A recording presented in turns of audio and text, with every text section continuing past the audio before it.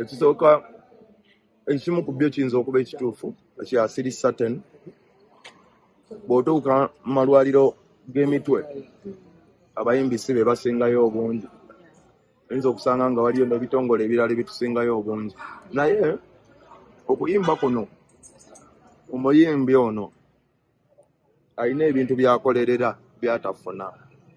Unlike ensi endala ate abantu nga bamubanja bingi, omuyimbi abangi b'okulabika obulungi, abangi b'okwambala obulungi, abangi b'okuba mu mmotoka ennungi, asubirwa okuba nga yalina ssente buli amulaba mpaayo.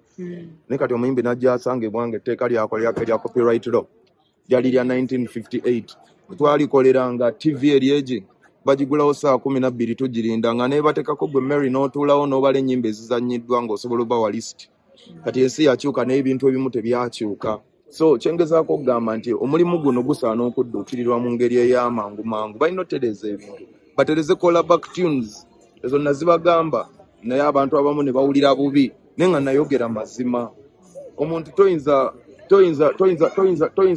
toyinza kubeera ng'ogibwako emisolo kumpi gya oba 80%. Yazijjayo kizibu tebasobola zijjayo.